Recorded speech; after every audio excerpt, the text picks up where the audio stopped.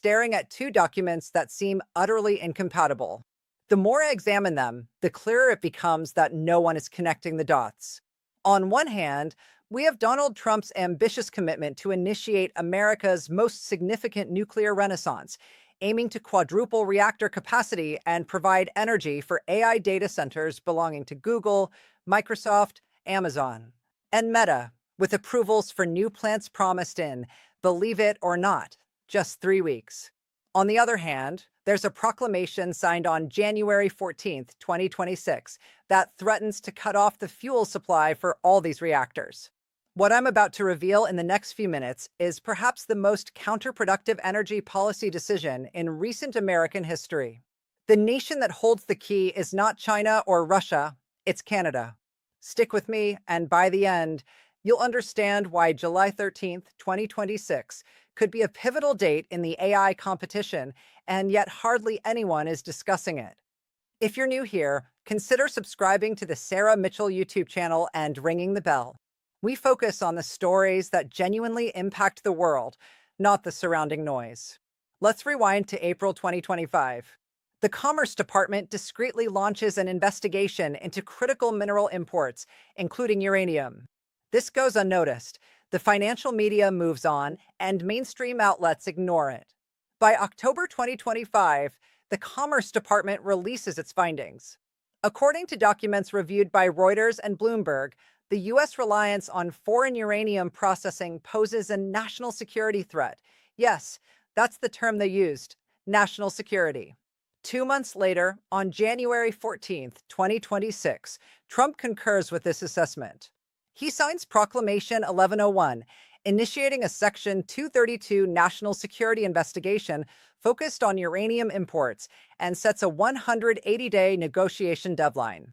The cutoff is July 13th, 2026. If an agreement isn't reached by then, tariffs will automatically be imposed. On February 4th, Secretary of State Rubio is already convening emergency meetings with foreign officials regarding critical mineral supply chains, as reported by Politico.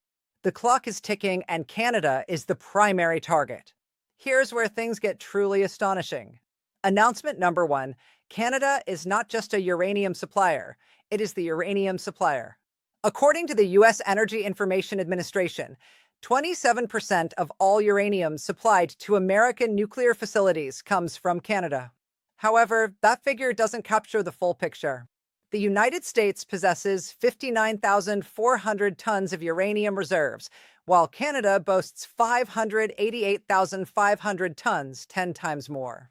Moreover, the uranium ore from Saskatchewan, extracted from Casio Corporation's McArthur River and Cigar Lake mines, is 100 times more concentrated than the global average.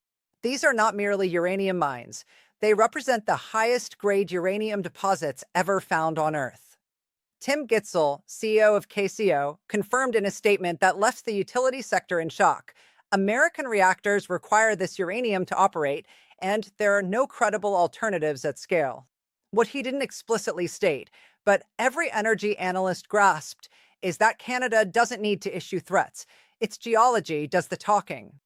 After the U.S. banned Russian uranium imports in 2024, as reported by the Wall Street Journal, the options for sourcing uranium dwindled significantly.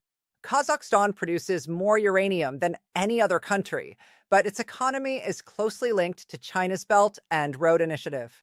Australia has substantial reserves, yet uranium mining is effectively banned at the state level in most regions. Namibia is increasing its output, but faces political instability risks. This leaves Canada as a democratic, stable partner that shares the longest undefended border in the world with the U.S., now potentially facing tariffs from its closest ally. Let that sink in. The United States is on the verge of imposing tariffs on the very country that can ensure its nuclear plants remain operational. Now, announcement number two. This one sends chills down the spines of utility companies. For those employed by Duke Energy, Dominion, or Exelon, what I'm about to share has likely kept your CFO awake at night. Documents reviewed by Bloomberg suggest that a 10% tariff on Canadian uranium could impose an additional $218 million in costs annually on U.S. utility companies. But here's the trap that caught many off guard. Back in 2018, amid Trump's first term, when steel tariffs were enacted against Canada, KCO's legal team foresaw potential issues and included clauses in their uranium supply contracts. These clauses stipulate that if U.S. tariffs are imposed, the cost burden falls entirely on American utilities, not on KCO. KCO's CFO Grant Isaac confirmed this arrangement in investor briefings, as reported by the Financial Times. Consequently, a tariff results in a direct 10% price increase that is passed straight to American buyers. What exacerbates the situation is that even if utilities scramble to source uranium from Kazakhstan or Australia, global uranium pricing is interconnected. A 10% tariff on Canadian imports drives the entire market price up by 10%, regardless of the source. Thus, Trump's tariff doesn't penalize Canada, it inflates uranium prices for Americans, leading to higher electricity bills. Now, let's discuss announcement number 3, which few anticipated. We need to examine the current energy demand landscape in America because this is where Trump's contradiction shifts from ironic to disastrous. According to the International Energy Agency, global electricity consumption by data centers could nearly double by 2030, reaching 945 terawatt hours. This would account for nearly 3% of total global electricity demand from data centers alone. In the US, data centers consumed 4% of the nation's electricity in 2023, and by 2028, that figure is expected to rise to 9%. By 2033, AI and data center infrastructure could consume a staggering 20% of America's entire electrical grid, one-fifth of all electricity produced in the United States powering servers.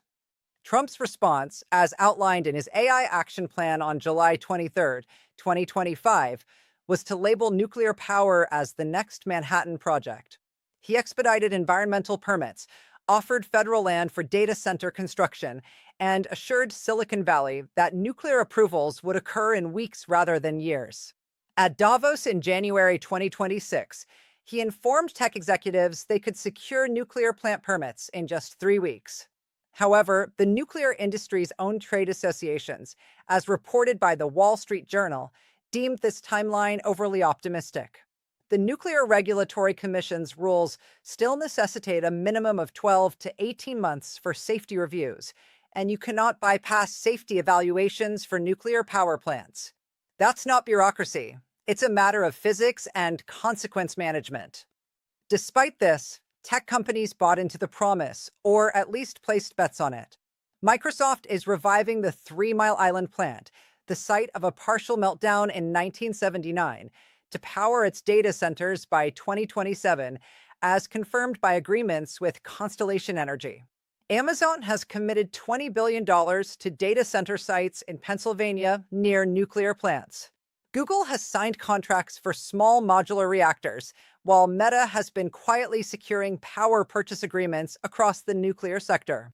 Hundreds of billions of dollars are being wagered on nuclear energy, all of which requires uranium, with 40% of that uranium currently sourced from Canada. And now, Trump is poised to make it more expensive. Subscribe to the Sarah Mitchell YouTube channel right now if you want to stay ahead of this kind of convergence before it becomes mainstream news. This is the story before it becomes a headline. Now, let's examine the geopolitical chessboard, as understanding the full picture reveals alarming implications.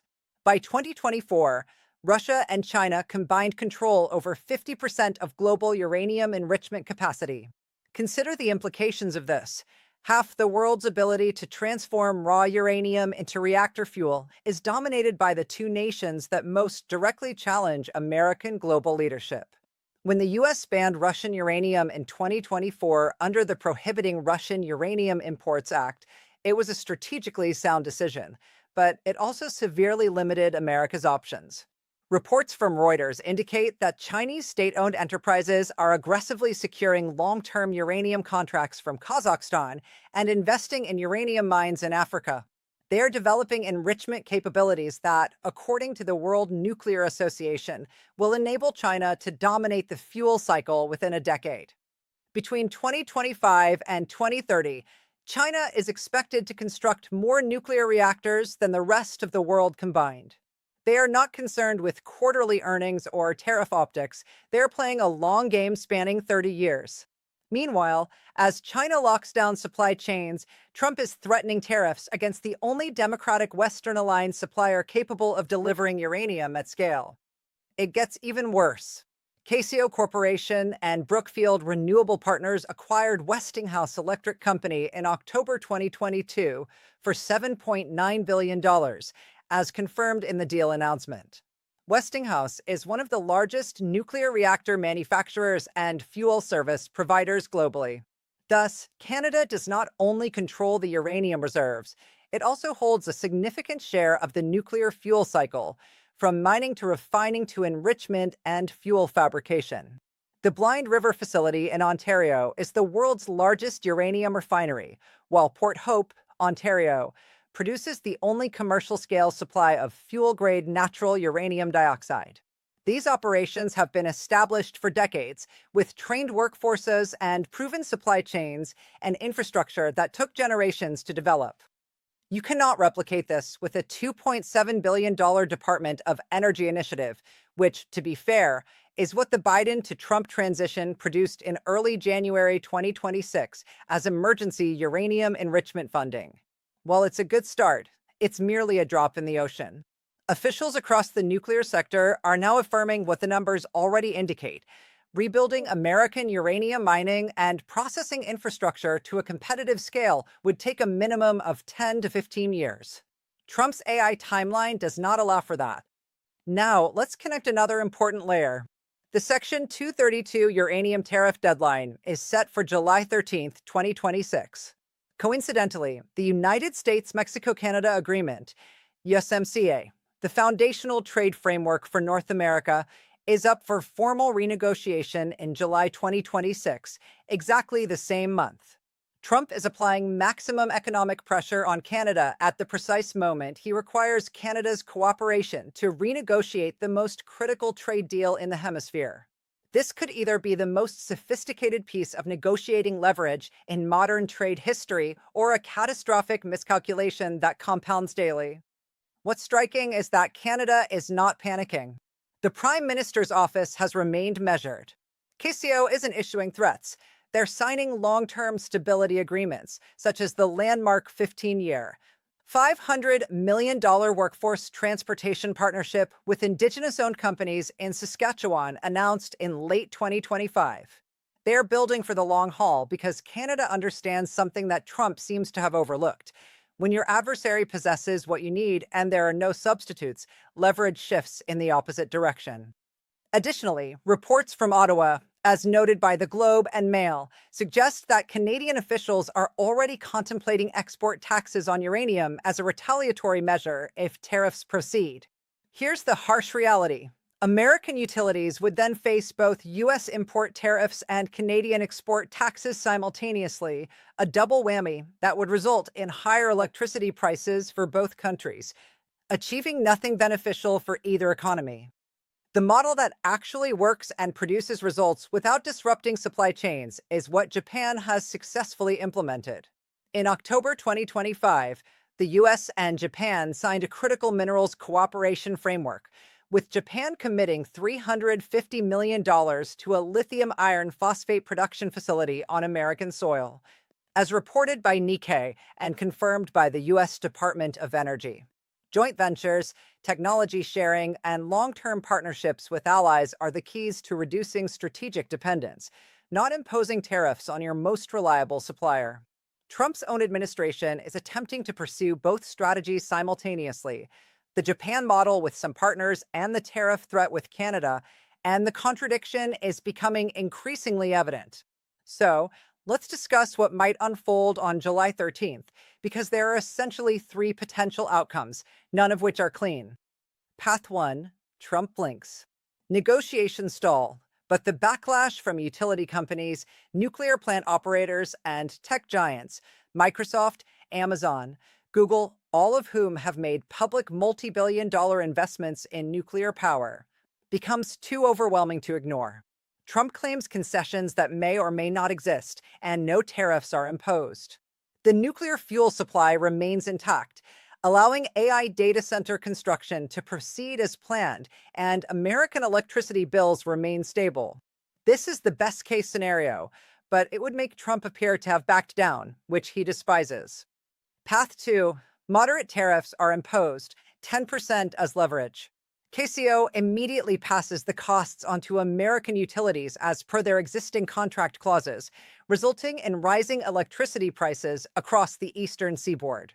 Tech companies may begin quietly evaluating whether to site some data center projects in Canada or Europe instead. The US Canada USMCA negotiations commence under a cloud of economic hostility.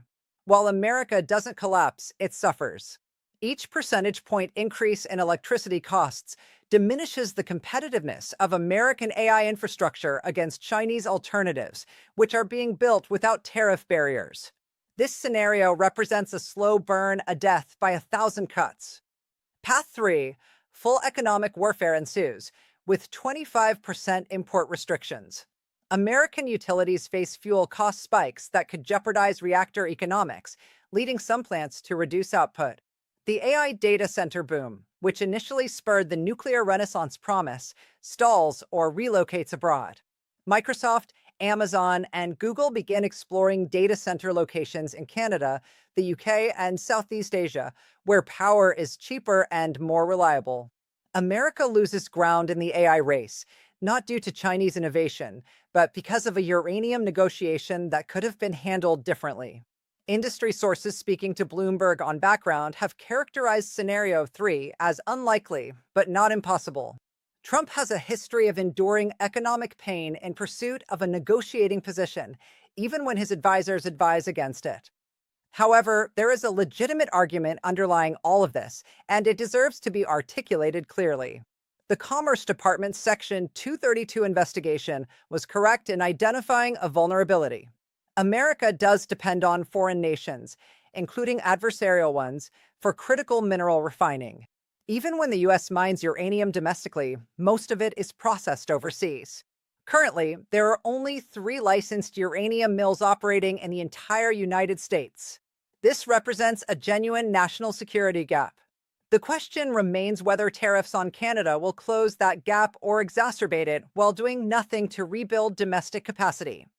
Every independent energy economist quoted in coverage from Reuters, the Financial Times, and the Wall Street Journal arrives at the same conclusion. You do not reduce strategic dependence by alienating your most reliable democratic partner. You can reduce dependence by developing alternative capacities while simultaneously nurturing existing relationships. Imposing tariffs on Canada achieves neither goal. Instead, it raises costs immediately, hastens Canada's shift towards long-term contracts with European and Asian utilities, and does nothing to expedite the growth of American uranium milling capacity, which, as previously mentioned, requires a decade of investment, irrespective of the impact of tariffs on imports. The $2.7 billion announcement from the Department of Energy is a step in the right direction, but it is far from a comprehensive solution and cannot replace the decades of infrastructure that Canada has already established. Here's the crux of the issue. America's nuclear plants currently account for 20% of the nation's electricity, with 93 reactors providing 100 gigawatts of carbon-free, grid-stable capacity. Trump aims to quadruple that by 2050, and the AI industry has invested hundreds of billions of dollars in that promise. However, you cannot increase nuclear capacity fourfold without securing a reliable uranium supply. Threatening the country that possesses this resource, has the infrastructure to refine it, and now owns a significant portion of the global reactor manufacturing business is counterproductive. Currently, 40% of U.S. nuclear fuel is sourced from Canada. Canada's Blind River facility is the largest uranium refinery in the world, while the Port Hope facility produces the only commercial-scale supply of fuel-grade uranium dioxide. KCO's contracts already shift the burden of tariff costs to American buyers, and together with Brookfield, they own Westinghouse, a key player in the nuclear sector. Thus, Canada is not merely a uranium supplier, Canada is integral to the entire nuclear fuel cycle. With July 13th looming just around 140 days away, We will soon discover whether Proclamation 1101 was a clever negotiating tactic that secured American supply chains, or the moment when Trump's energy revolution began to unravel from within. The question I find myself repeatedly asking is this: is there a coherent strategy here that I'm missing? From every perspective I consider, it appears to be akin to constructing a highway and then imposing taxes on the fuel trucks that use it. Who truly holds the leverage in this situation, Washington or Ottawa? And when the dust settles on July 13th, which country emerges stronger? I invite you to share your thoughts in the comments. I read every single one. If this type of analysis resonates with you and you want to stay informed about the real story before it becomes mainstream news, subscribe to the Sarah Mitchell YouTube channel and pass this along to someone who needs to grasp the stakes involved. This issue transcends energy policy. It is fundamentally tied to the AI race, which runs on uranium.